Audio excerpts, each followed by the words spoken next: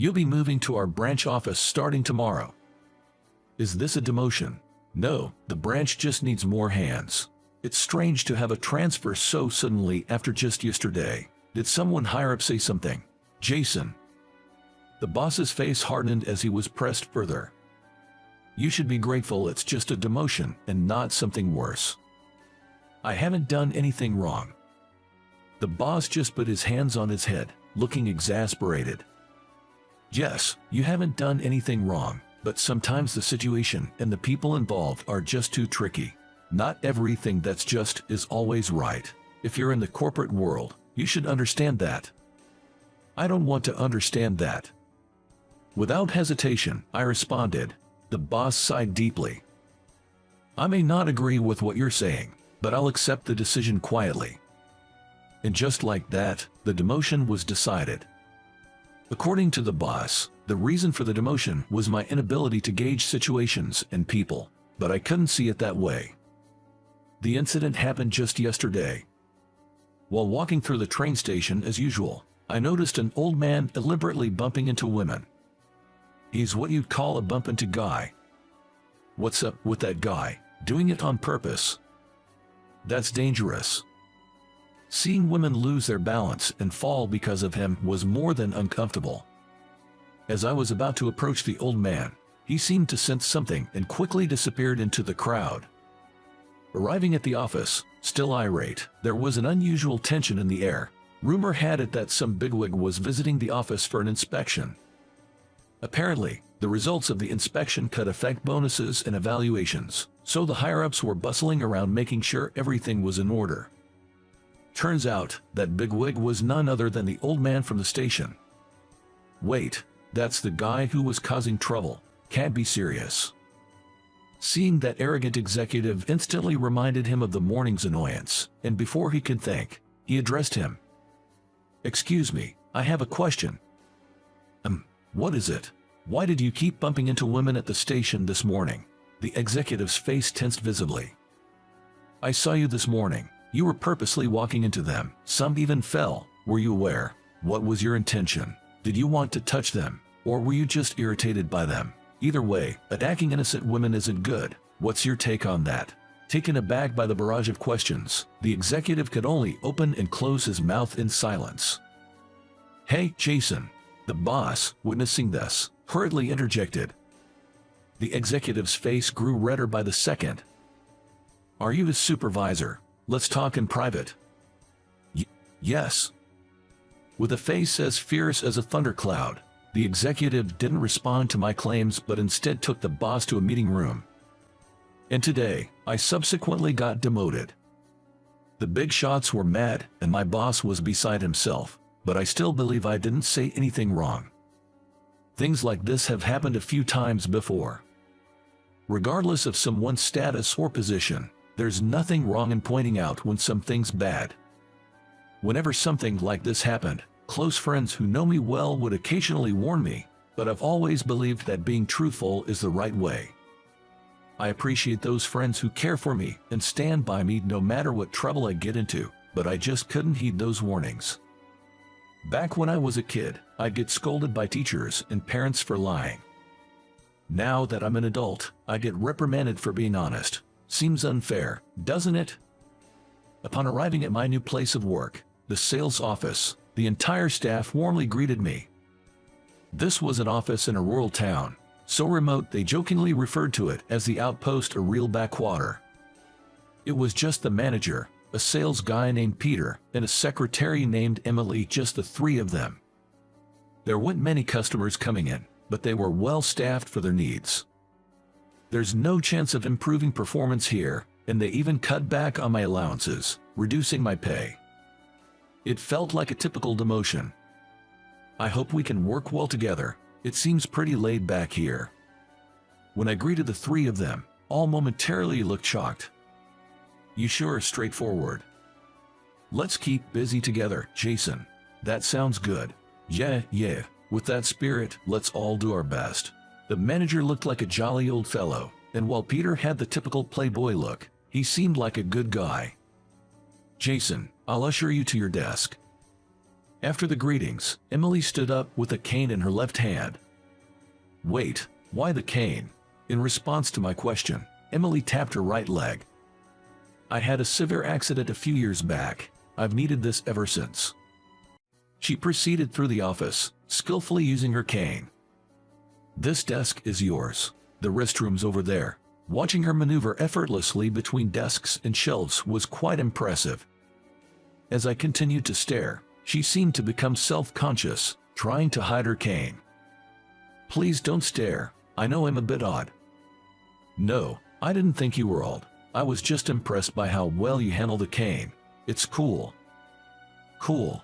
I'm pretty clumsy, so I'd probably struggle to walk with it. You must have practiced a lot. Honestly, I admire you.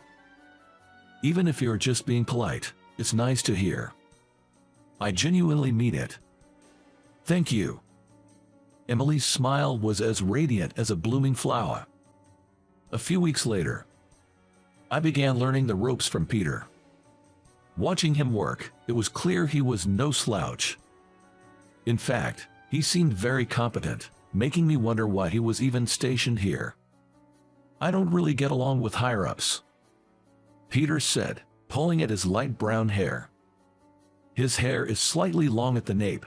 His ears, peeking from behind his hair, have multiple piercings.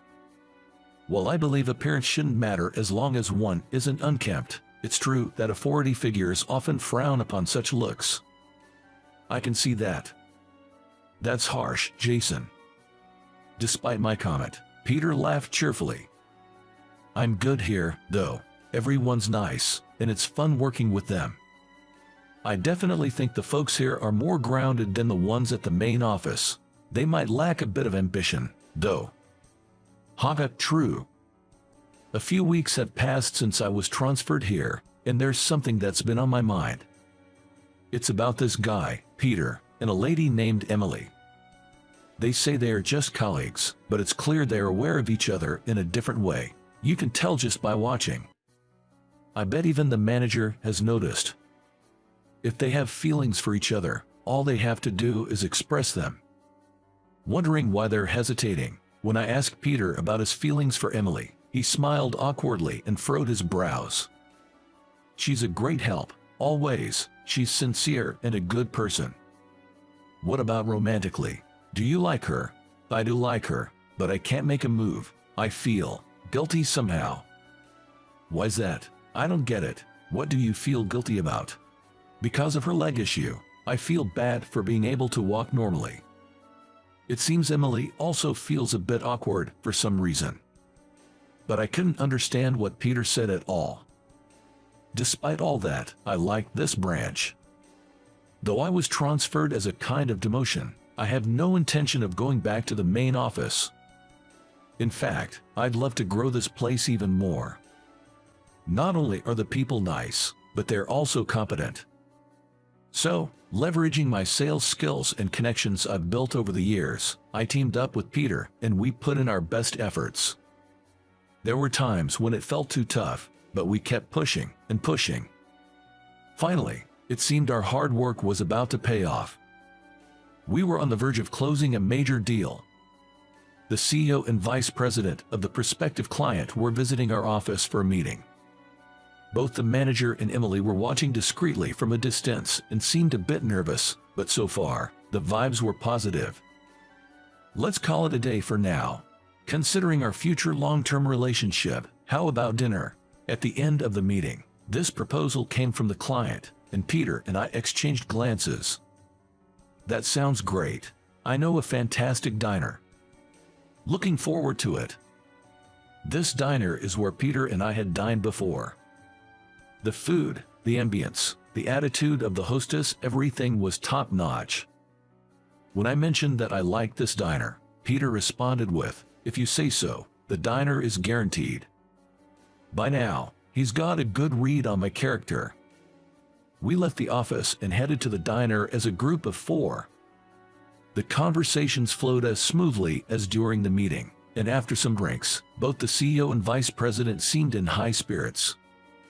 So far, I think we've handled everything perfectly. We're pretty much guaranteed to clinch this deal. All we need to do now is wrap up the evening without any issues. That's when it happened. But isn't there an issue with your secretary? Things had been going well, but that one comment left both me and Peter speechless. Regardless, the CEO carried on in the same friendly tone. She might be somewhat cute now, but that's just because she's young. Women age quickly and just become regular old ladies. On top of not being attractive, having a disability in one leg must be a burden. If she were the only female employee, you'd think they'd hire another one to brighten up the place. The vice president nodded in agreement. Yeah, I was taken aback when she walked in with that cane. Indeed. Hearing their mocking laughter, my patience reached its limit. As I was about to reflexively stand up, Peter beat me to it. You've sure had a lot to say, thinking we'd just sit and listen, haven't you? His voice, low and filled with icy anger, echoed through the room. It's hard to believe that kind of intensity comes from Peter, always smiling so goofily. Both the CEO and the vice president are staring in shock. You're saying our secretary is dead weight? You gotta be kidding me. She's way more admirable than jerks like you who belittle others just because they're a tad different or look down on women. She doesn't say hurtful things without knowing someone's struggles. Shame on you, you old fools. He's probably not used to speaking out like this. Having read it all at once, he seemed out of breath. Peter glared at the CEO and vice president, breathing heavily. Of course, I didn't stop him. What's gotten into you? That's rude to the CEO. Watching Peter suddenly transform and the vice president stammering in surprise was so amusing. I almost burst into laughter. Just because this is a social occasion doesn't mean you can look down on someone from another company. If anything, you guys are the rude ones here. What did you say? Not only Peter, but I joined in confronting them, making the two of them red with anger. What's wrong with these guys? I've had enough. Let's go. Yes, sir. Fuming, they stormed out of the restaurant, their footsteps echoing. The moment the sliding door closed behind them, silence fell upon the private dining room. Peter let out a big sigh and slumped down. Oh man, I shouldn't have done that, especially during a business meeting. The manager had told me he's rooting for me. He must have realized the gravity of the situation and was scared. Seeing him all dejected, I quietly handed him my cell phone. The call was connected to our branch office.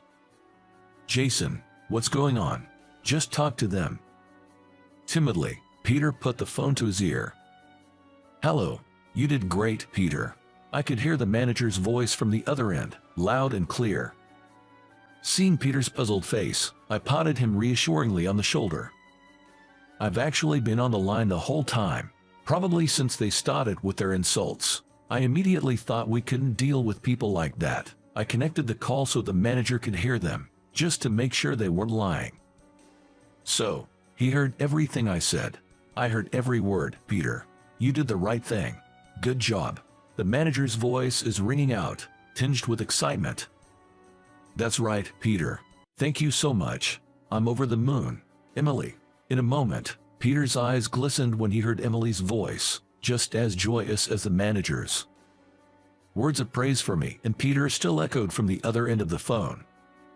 As Peter was trying to hold back tears and respond, I gave him a fist bump. He returned it with a tearful smile. A victory fist bump. Working with a CEO like that, there probably would have been issues down the line anyway. It's good we got to know about them early on, but I'd really appreciate it if you could secure a similar contract soon. Keep up the good work. The manager said this with his usual laid-back tone. Typical of the manager to make such a tall order. The deal might have fallen through, and sales are as tough as ever, but there was a silver lining. Peter and Emily started dating. It seems the dust settled between them after they took a stand that day. Honesty really is the best policy. Thank you for connecting the call back then. Thanks to you, Jason, both of us could take the next step. Emily, smiling, looked as radiant as ever. Congratulations. Make a great couple. Thank you. Don't worry about me getting my heart broken. Yes. Wait, what? Sorry, Peter.